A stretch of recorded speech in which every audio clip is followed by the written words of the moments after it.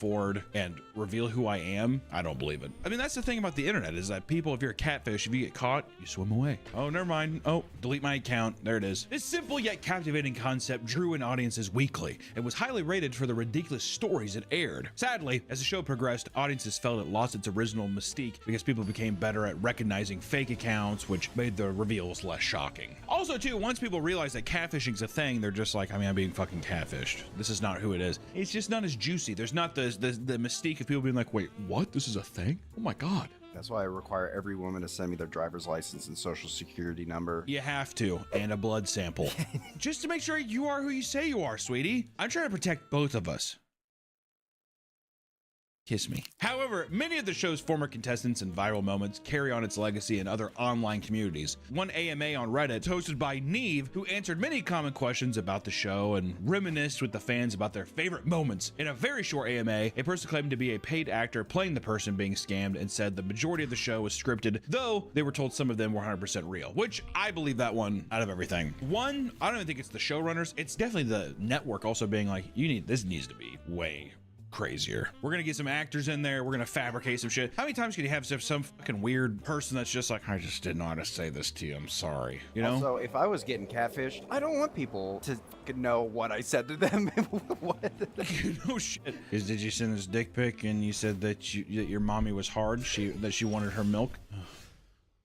I wish you didn't read that, but yeah, I said that. If someone approached you with this, would you just think that this is a moment to get on TV? And you're like, oh, well, I get to get on TV. Or do you think this is an actual way of being like, well, how romantic is it that it'll be filmed and then it'll be caught on television that she accepts me for who I am, or they accept me for who I am? How do you get self-esteem by being shown on the show? That would destroy my... You don't. That's also why, once again, I'm actor. Fans also brought up the numerous insane stories, like in season 5, when a man named Spencer Foley believed he was dating Katy Perry. During their quote-unquote relationship, she shared unreleased music and even planned to propose to her with his great-grandma's emerald ring. However, the host revealed that the woman he was talking to was a woman in England named Harriet. When Spencer heard the news, he didn't believe it, even after the host flew him to England to meet the woman. But there's no way. You're not Katie. He's like, I could see also people not understand the situation. No, Katie, she's not dating you. This is who's actually been talking to you.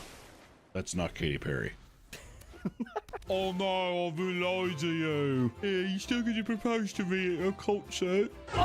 Another episode that season featured a man named Lucas, whose real name was Zach, who was actively leading on 3 different women. God damn. After some digging, the host discovered that he had an extensive history of catfishing, allegedly involving around 400 women. Now this has become an addiction. It's like a little dopamine hit every day, you know? As I've never catfished, but I could assume... You've definitely, whatever.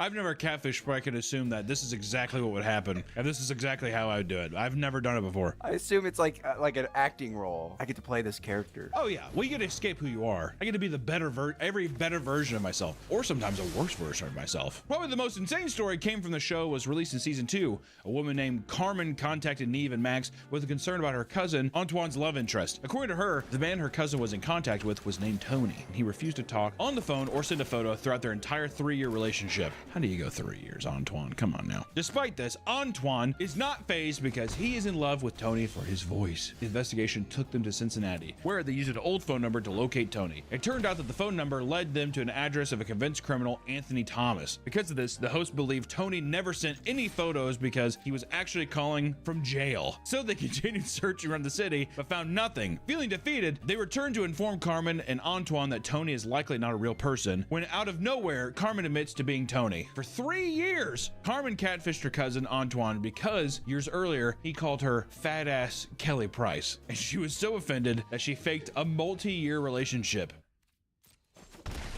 This is an evil thing to do. For a fat Kelly Price, get over it. That's not that bad. Fat ass Kelly Price, that's not bad. For a multi-year emotional terrorism, okay. As they continued to question Carmen about why she did it, she admitted she loved catfishing and saw nothing wrong with what she had done. That's just so weird too that you're role-playing probably sexual conversations with your cousin and stuff, doing all that weird shit. She definitely got hard or wet too. She definitely got hard. Her clit looked like a nerd rope.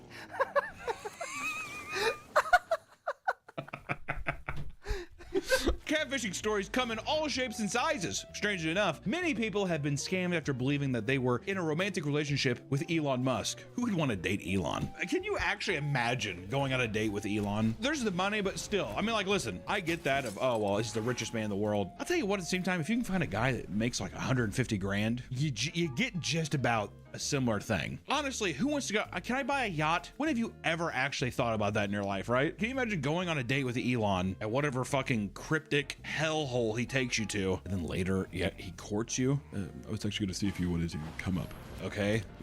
Score. I have Starlink upstairs. We can play Starlink with Diablo 2. One older woman, Hilda Holland, supposedly met with him on Threads. Yeah, right. On Threads? God, would this happen last year? Supposedly met with him on Threads and started video chatting. Also, the competitor. She met with him on a competitive platform. In reality, this was an AI deepfake that also used a fake Elon voice to lure her in. God, that would make me run away. Come sit on Papa's lap. Hilda, I'm going to take you to Morocco. Hilda was told to send him money through gift cards, but to not redeem. After $60,000 worth of cards were sent, stores like Home Depot started refusing to sell her more. Good! At what point do you not know? Also, the richest man in the world needs Home Depot gift cards. The richest? No shit. The richest man. You have to go, Hilda. You have to go to Home Depot. My money's all tied up in stocks. It's all tied up in stocks and bonds. I'm not able to make it home from Morocco. She believed the fake Elon Musk when he told her she would receive a Tesla car and stacks of cash in return for her help. Hilda was then told the FedEx vehicle delivering the money crashed and that she would have to pay $1,500 to repair it. I like how she could have also literally just put a down payment on a Tesla and got it herself. There's no way to go beat around the bush, Nick. Getting $60,000 worth of Home Depot gift cards for some Elon dick and a goddamn Tesla. What are we thinking? A lot of people will be like, I'm afraid for my safety. So when they do these demands that they think that these people have power over them that they don't actually have. I feel bad. I do feel bad. But this is just a woman who's just like, she's fucking like a soggy diaper down there. You know what I mean? It's just fucking, she's just like, Elon's gonna come tap Hilda. Man, will you stop referring to yourself in the third person? Hilda horny. In the Home Depot line, splish splash, I was taking a bath, baby, baby.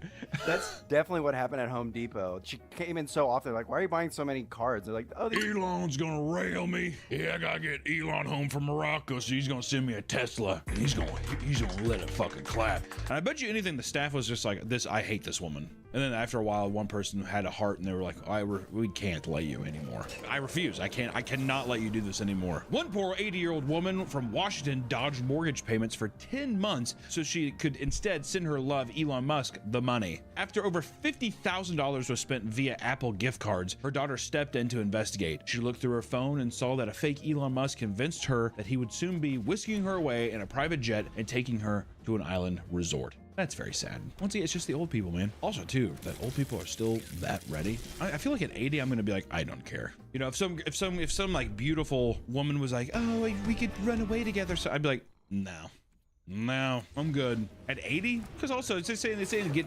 whisking your way to an island resort. I mean, probably to get fucking pounded by Elon.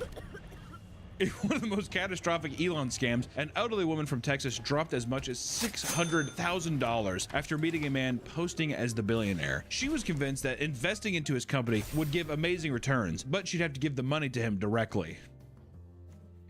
Instead, this money was going directly into Moynihan's painting business. He was soon caught and arrested by police. I feel like a lot of people do targeted scams like that, or targeted catfishing towards like rich elderly people. Well, elderly people, just because it's like they have the retirement, they have excess funds, they don't know what the fuck's going on. What? Well, you're gonna take me where?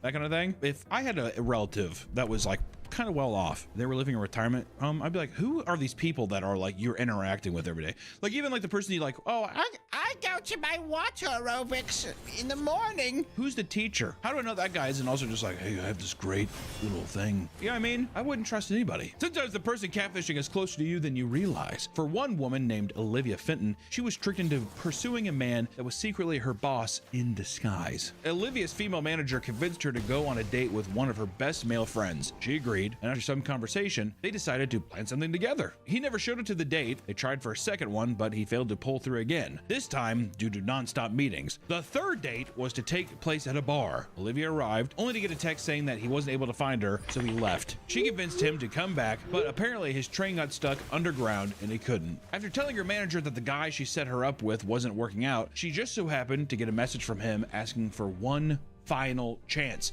So they planned a dinner, but he claimed to have gotten into a car crash and was unable to make it. From there, she started to put things together. The flowers he once sent to her home just so happened to have a similar writing to her manager's. And in the end, it turned out her manager was using a burner phone and pretending to be this imaginary man using photos of random person from Georgia. It was suspected that she was secretly gay and was struggling to come to terms with her sexuality, so she tried using a fake man to pursue a relationship with Olivia. Regardless, she went to HR and got fired. She also found out that this was not the first time she'd done this to a female coworker. Whoa. How did the HR? All right, one time, we'll let it slide, but two, you're fired. One of the most recent examples of a humiliating catfish encounter takes place just recently within the Reddit r/anti-meme community. This community is dedicated to making anti-jokes, but this story focuses specifically on two moderators, RioBox and Course Mediocre 7899, who have been dating for a few months. Out of nowhere, Course stopped communicating with Rio for 48 hours, prompting him to assume that she was in grave danger. He immediately made a post desperately asking anyone who's seen her active online to reach out to him. Attached was a missing person graphic that included her profile picture, which was a photo of the actress Rachel Brosnahan with a heart filter over it. Made a goddamn missing poster. Reddit, okay? The missing person photo graphic had a heart filter over it to really emphasize how truly serious this situation is. 18 hours after that, he announced that she was dead and poured his heart out over his heavy feelings of pain and personal guilt. Apparently, her brother reached out to him via Discord to announce that she took her own life in what is now an infamous string of Discord messages. The way he announced her death was by telling him, quote, "She's no more." Real response saying, "No!"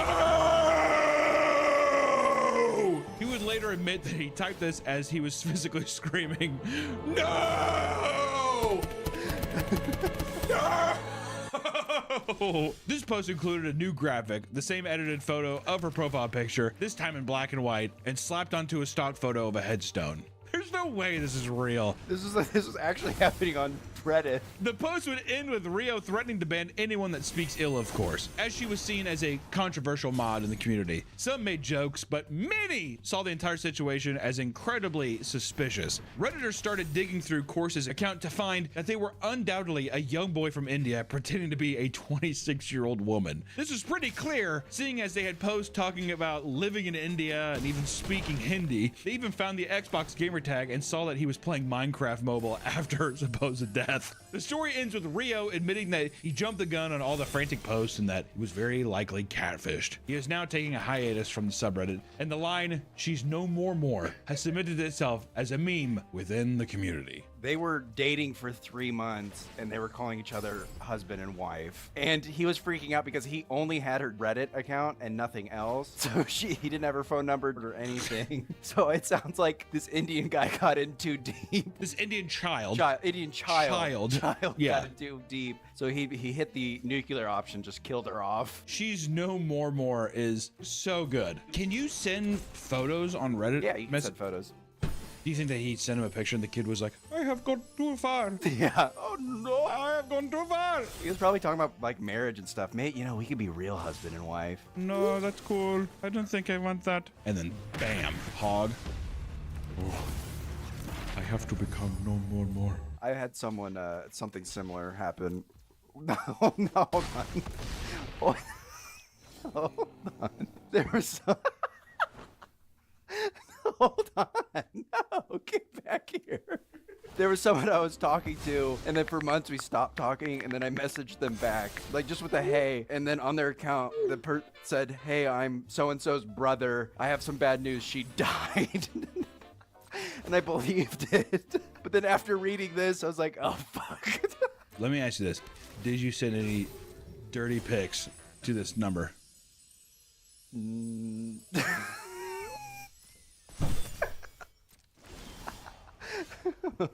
going to plead the fifth. There's a child out there that has Your photos, Nick. That is unbelievable. How do we know this child isn't watching us now? Oh, I don't know. This was years ago, so. You want to come make a public statement to this person? Oh, you want me to? Might as well on camera. Fuck you for breaking my heart.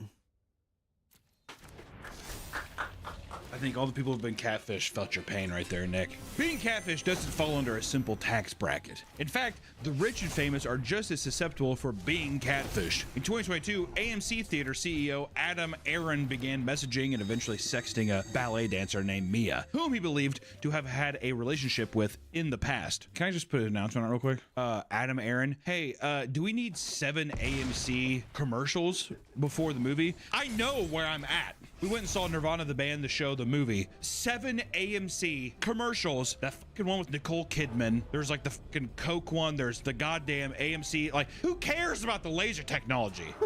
Can we talk about that? Who gives a fuck? And it's always that fucking deep ass lights. This is laser magic. You're like, shut the fuck up. I hope this ends bad for him. Whatever. Okay. After a week of messaging and using other fake identities such as an ex-boyfriend, Mia revealed her true intentions and demanded hundreds of thousands of dollars from Adam. Otherwise, she would leak his lewd photos. Would you give a fuck? I'm the AMC CEO. Unless you had a little tiny cock. Even then, if your little pig dick was out there, it is what it is. Now you know. Guess what? I'm still hundreds of thousands of dollars richer. Why would I care? Ego. These guys have huge egos, small P&P. Well, they probably have to have egos with having the 7 AMC commercials before a movie after I've just watched 45 minutes of trailers. So this hour-and-a-half long movie has now turned into a 3.5 hour long excursion because of this. Thankfully, Adam didn't give in and immediately contacted the FBI, which led to the person playing Mia to get arrested. 35-year-old Sequoia Blackwood was charged with cyberstalking, extortion, and interstate communications with intent to extort. Catfishes sometimes target more than one person. In another case, a catfish was able to trick a long list of celebrities into performing for their dying daughter. In 2013, Hope Jackson reached out to a bunch of celebrities, including the musical group The Little Big Town, Kate Gosselin, and Brad Paisley, posing as the mother looking to fulfill her daughter's dying wishes of meeting celebrities, aka this definitely big old girl was looking for country music artists to come play for her. Brad Paisley, will you take me home? I want to be Mrs. Paisley. Feeling sympathetic, most of the celebrities reached out and began regularly talking with Hope and her daughter. Both Brad Paisley and his wife were extremely involved with the young girl, constantly texting her over 10 days, even singing Amazing Grace over the phone. Not long after meeting her, Hope said that her daughter died. Multiple celebrities reached out for an address to send flowers, but Hope refused to do so. The celebrities also asked for pictures, which she refused to provide, and this is where people started to get suspicious. Word? I can't have one photo of your daughter? You know what you could try to do though if this happens, Nick? For when you eventually catfish someone and you do this exact thing, you should say this, or she should have said this, was, I can't take a photo because it steals a piece of her soul. That because people believe that. So be like, she's on her death's door and I can't, all of her needs to go to heaven. Religious angle. The police were called and soon discovered the whole thing was a hoax. She was charged with 1 count of theft of services for making Brad sing over the phone for free and was sentenced to 5 years of probation and mental health treatment. Here's what I gotta say. Okay, Brad, singing Amazing Grace over the phone? Well, we gotta charge her for that, right? That's just not free. I'd let that slide, but I'd say we're gonna put you in a fucking nut house. You had all these people wrapped around your finger, didn't once ask for money, which to me also shows it wasn't malicious. It's just some person who was just wanted to meet their celebrity in a very creepy way, mind you. I would say, okay, well, that was odd, but we're gonna help you out, okay? And I do. And some guy with a giant syringe does back for a neck. Oh. Most catfish either blow their cover, give up, or get what they wanted before things get too crazy. However, there are a few extreme cases that can destroy people's lives. One young woman convinced her friend to catfish her own father. Why? The 2 friends in their 20s were bored one day and decided to prank their dad, who was plagued with tons of bad breakups and experiences with gold diggers. Why do this to this man? What, am I wrong? One woman suggested that her friend find her father on a dating app and catfish him as a prank. The friend made an account posing as a 50-year-old woman and quickly found her father and began messaging. What started out as a completely harmless chat soon turned into full-on sexting. One day, the two women were on a hike when the friend handed her phone to the woman while she went to the bathroom. She saw that her phone was being blown up by her friend's father with extremely lewd messages. When her friend returned, she called her out and her friend got angry and stormed off, saying she wasn't doing anything wrong. Now the friend has gone practically no contact and blames the woman for even suggesting the idea of catfishing her dad, even though she has continued to do it for 2 months straight. Sounds like she just wants to fuck the dad. Yeah, I was gonna say. See, that once again, is that not a good catfish? Hey, so actually it's me. What? I thought you were a 50-year-old woman. Now you're a 28-year-old. Oh my God. Some catfishing tales even end in brutal murder. Like a big story that took place in 2007 between a former Marine and a supposed 18-year-old girl. Thomas Montgomery was a 47-year-old former Marine and married father of 2, and was struggling in a sexless marriage. After being introduced to the gambling site Pogo, he meets a woman in a chat room who calls herself Tall Hot Blonde, which of course the guy's like 2007 ex-Marine being like, oh my God, that's hot. That's just her username. Whoa. The woman admitted to being 18, causing Thomas, whose username was Marine Sniper, to pretend to be 18 as well, despite U.S. Marine records showing he was never a sniper, nor did he see any action during his time in the military. I digress. It turned out she was a high school softball player named Jessie from West Virginia, and very soon they started to flirt and the relationship started to develop. She would send provocative pics, and in return, he sent pics of himself when he was much younger in his military uniform. They became in love with each other, sending gifts, love letters, and having phone calls, and even having cyber sex behind his wife's back. Thomas started becoming obsessed, writing notes to himself like one that read, quote, go ahead, Nick. On January 2nd, 2006, Tom Montgomery, 46 years old, ceased to exist and is replaced by an 18-year-old battle-scarred Marine. He's moving to West Virginia to be with his love of his life. Meanwhile, at work, his co-workers were hearing him openly brag about dating a teenager. One of them, 22-year-old Brian Barrett, would even get involved as well. At one point, Thomas's wife would intercept a package from Jessie that included love letters and red panties. She was disgusted and felt horrible for the young woman, so he wrote back explaining that he was a middle-aged father and not the man she thought he was. She also gave Jessie the contact for Brian Barrett, who was closer to her age. Jessie wanted revenge after being catfished, so she started chatting up Brian, moving into yet another romantic relationship. This rivalry between Thomas and Brian would lead to a tragic event. Thomas was fed up with Brian, so he brought a rifle with him and confronted Brian as he was sitting in his car after work, shooting him 3 times and killing him. His body was found 2 days later, and Thomas was arrested on top of being hit with a truly shocking discovery. It turns out that Jessie was a middle-aged mother named Mary Sheeler pretending to be an 18-year-old girl in order to flirt with men online. The most depraved part was that the mother's daughter was named Jessie. She was posing as her own daughter and sending photos of her to Thomas. This included more than casual photos. In fact, she was taking creep shots of her as well. Creepy! Ugh! Thomas was thrown in prison for 20 years, but Mary was able to walk free because catfishing is not a crime.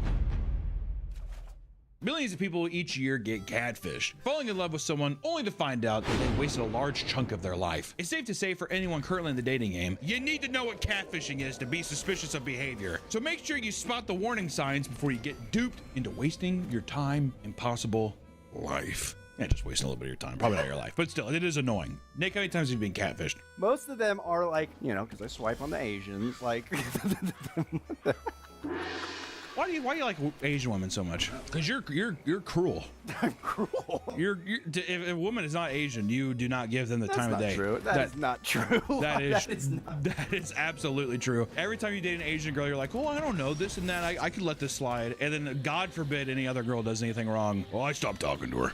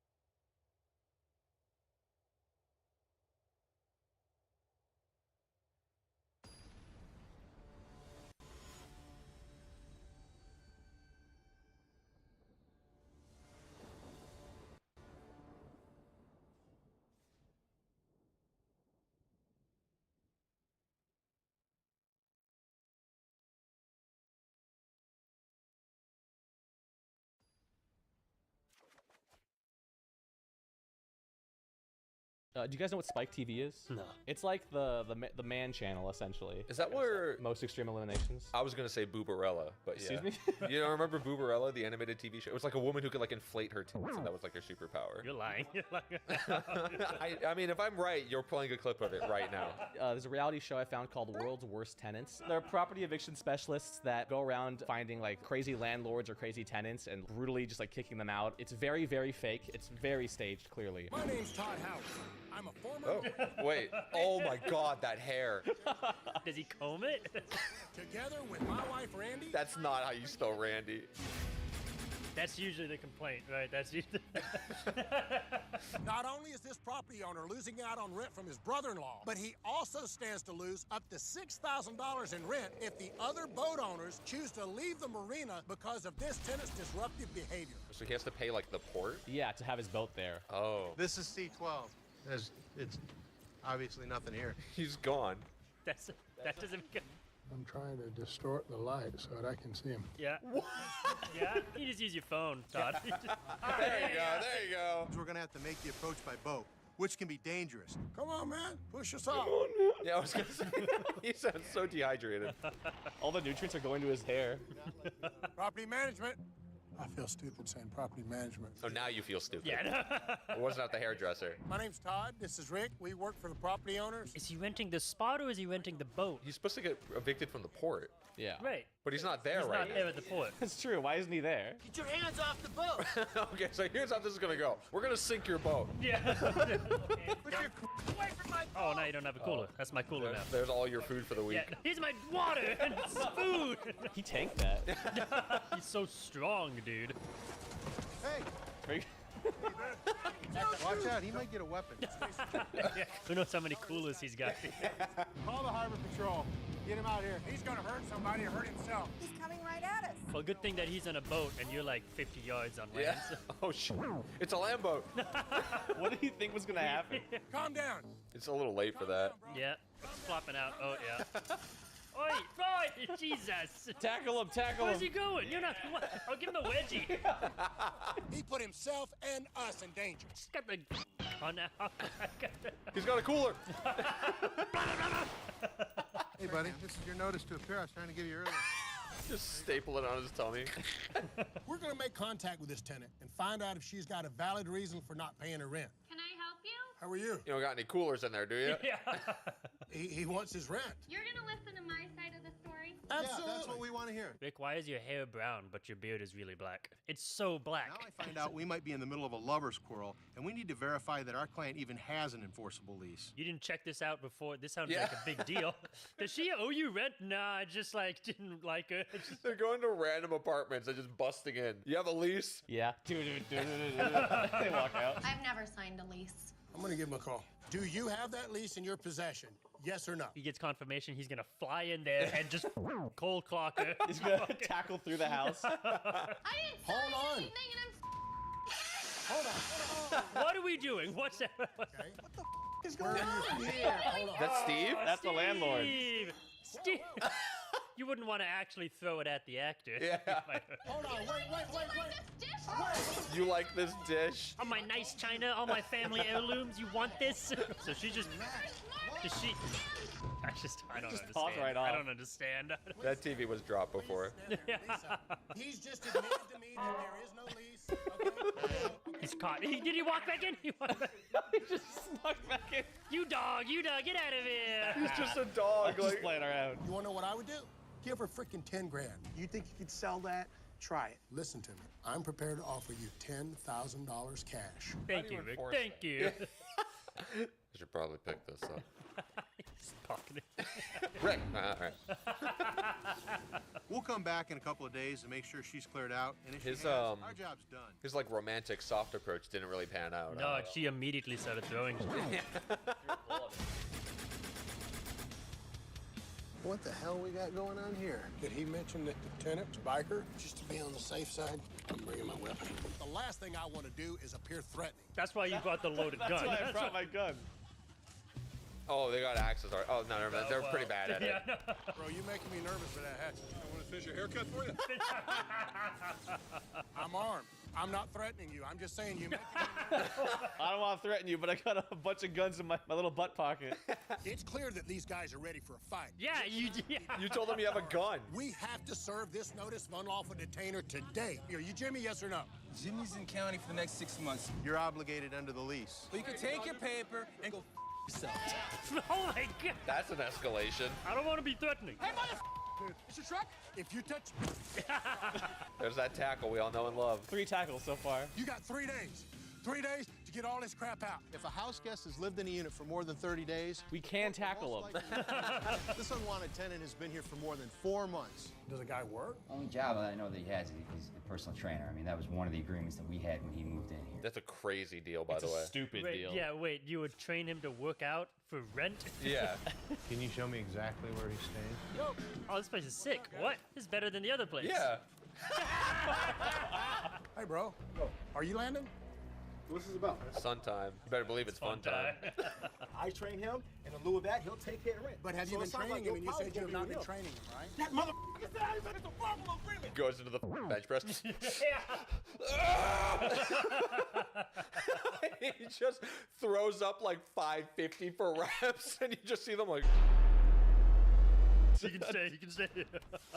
This is not the deal. No, it is. Fact matter, it's gonna take a whole you lot more of y'all to get me out of here. I'm not going out of here. Oh, all right. Another TV. Oh, he lifted well. He lifted with his legs. Did you see that? It was melee ready. This guy knows what he's doing. Why would you break your own? Going out of here right now. That's not how that. That's not how that. Did he pull out a taser? Let me tell you something. I will break your freaking arm. You get back. It's in my hand for a reason. It's in my hand for. It's 3 versus 1. You're like, hey, what? Back off. I have this processed carb in my hand. My macros. Gabriel, I'm gonna let you up. It didn't have to be like this. It didn't have to be like Not that that would happen at all. Scott, stay inside. Lock your door. We'll call you. Scott sounds like he's in danger. Yeah, you're leaving him alone? Yeah. Stay inside. Lock your door. They're gonna break into his house like World War Z zombies. Climbing on top of each other. The house guest was removed and arrested for destruction of property. Illegal ceremony. Wait, what? We're here to inventory a commercial warehouse where the tenant's already been evicted. Our job is to tag every single piece of property. You're gonna get arrested if you stay here. Let's move it on out. Let's go. Just so you know. I have a gun. I don't want to freak you out as he's walking away, but I will shoot to kill. Chasing him with a gun. Put the freaking car down. Put that car down. Poor choice of words. I'm not stealing. I'm not touching it. I didn't. It's pissing. He's scared. It's scared. You just lost your leverage, buddy. Yeah. What was he trying to accomplish? Okay. I have no idea what could push a man that far, but luckily the police were close and this situation won't be getting any Where worse. are we going today, Mom? Out in the middle of nowhere. We're actually heading out to a racetrack. The owner's already received warnings from the city that he's running his cars later than the noise ordinance allows. Who's living here? What is the noise complaint? From who? One guy in the dead center, like, kind of loud. A normal condominium in the middle of the racetrack. My f***ing wife and kids live here. We've got some complaints. What kind of complaints? The noise. Yeah, of course there's noise. It's a racetrack. They've actually gone above and beyond to make their cars as loud and You dye your beard. Getting worse. You dye your The beard. dye job's getting worse. That's one of the tenants. Like, we're gonna kick you out. You dye your beard. He just. We'll be back. Eating to my track time. I paid a lot of money for this track, and nobody's going to tell me what to do on my track. Listen to me, okay? Let's go. We'll take care of all Guys, this. Don't let's worry go. about it. Take that quarter mullet out of here.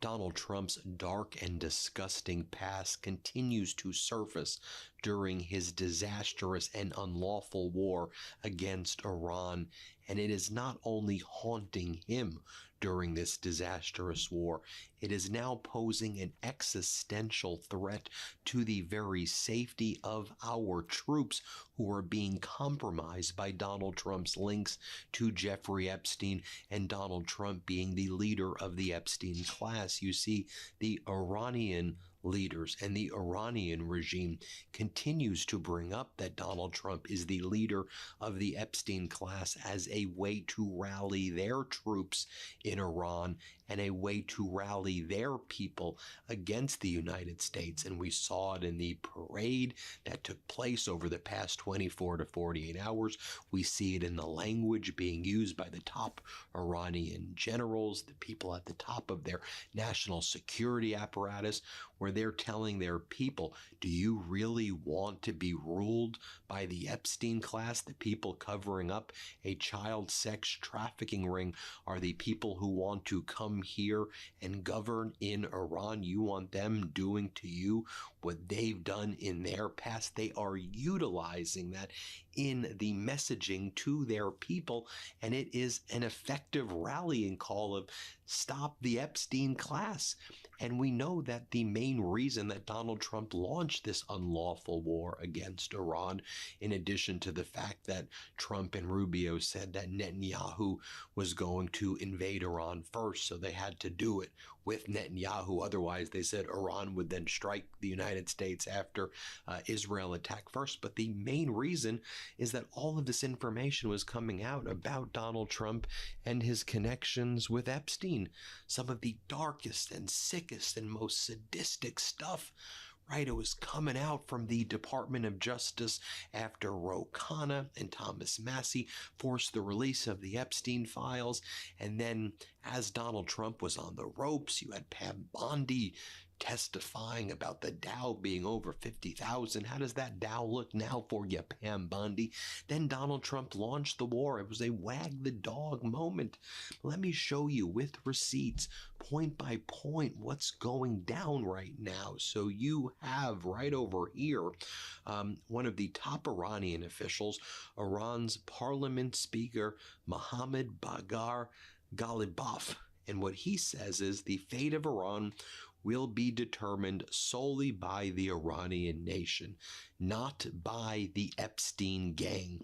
That was one of the first kind of statements that were out there by the Iranian regime saying, we're not going to be ruled by the Epstein gang. Then yesterday, you had Ali Larijani, who's the national security advisor, the top of the national security structure in Iran. He was marching in Tehran Square with some of the top Iranian generals. He was there with the foreign minister Araghchi. He was there with Pezeshkian, the president of Iran, and Larijani in front of all of the Iranian media, in front of all of the people. This was his address to the Iranian people. I mean, just, you remember the scene, right? The American and Israeli missiles are shooting down on Tehran Square, right? You have the Iranians who are protesting there. And then Donald Trump and Pete Hegseth are like, we're raining down death. We're going to make you suffer. Iran is being destroyed. I mean, they're saying all of these things that are like rallying the Iranian people around the Ayatollah, like losing any support they may have once had back in January. That's gone because the way Donald Trump and Hegseth have behaved. And then Larijani goes this. He goes, Mr. Hegseth, our leaders have been and still are among the people, but your leaders, they're on Epstein Island. That's what Larijani said. And he showed a video of Pezeshkian, the Iranian president, walking around the streets of Tehran, again, seeming to be not afraid of any, missile strikes. And again, they're using the Epstein class, and we're not on Epstein Island.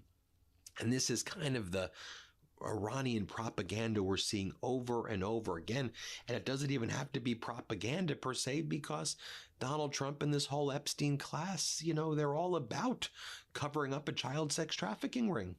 I mean, when you have zero morals, zero moral clarity, when your entire regime is compromised the way the United States Trump regime is, how do you speak with any moral clarity at all? How do you put yourself on Iranian TV and say, we're here to help you? It's like, y'all are covering up child sex trafficking rings. Like, get the hell away from here. That's why this is so dangerous to our troops, right? And this is one of the reasons why, in other countries, the moment they have people who are like affiliated with people who are affiliated with people who are affiliated with Epstein, they're like, get out.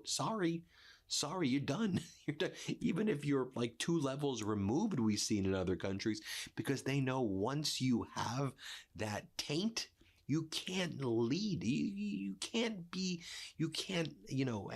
try to do any of these things. And by the way, that's not what's happened in the United States, where we have lots of these people in Trump's cabinet who like visited the island and they're like brag about it as though they think it's like a good thing. So you have, Iranian propaganda like this. They write, the Strait of Hormuz is only open and safe for those who haven't visited Epstein Island. All pedophiles are sanctioned. Then Iran's been putting out all of these like these AI videos, like this one right here with Netanyahu and Trump, and Netanyahu's showing Donald Trump that he has the Jeffrey Epstein file on him of like what Epstein Island looks like. And then Donald Trump gets angry in this video and then presses the button, which launches the missile at the elementary school and kills the little girls in Manab, right? The video shows Netanyahu basically showing Donald Trump Trump's dark past and then connects it to Trump killing the little girls in Manab. That's the propaganda they're showing in Iran. I'm just telling you what they're doing over there right now and how they're utilizing Donald Trump's dark and sick and disgusting past and the Epstein class that is in this Oval Office against them. There was another video that they put out where at the end of the video it says "Inside Out, Epstein's client." And by the way, this is getting under Donald Trump's skin. How do we know that? Donald Trump's been making posts about Epstein. While we're in a war, Donald Trump is attacking Larry Summers and the fact that Larry Summers has to resign from teaching appointments and relinquish his university professorship over Epstein ties. Yeah, why do you think he had to do that? Because it's disgusting. And that's why you need to go as well. And you see how Iran is using it against you right now.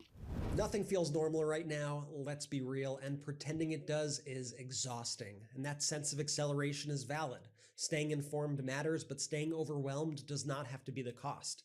That is where IndaCloud fits in. IndaCloud is your fully legal online cannabis dispensary for gummies, premium pre-rolls, exotic flower, and now zero sugar THC sodas. A clean, alcohol-free way to decompress without checking out. Everything available is federally legal hemp THC, lab tested, and shipped discreetly to your door. As the pace of information increases, having a way to reset makes a huge difference. At this point, the news is following me everywhere. Morning alerts, midday updates, late night scrolling. There's a whole lot of noise out there. One IndaCloud soda later, the volume comes down.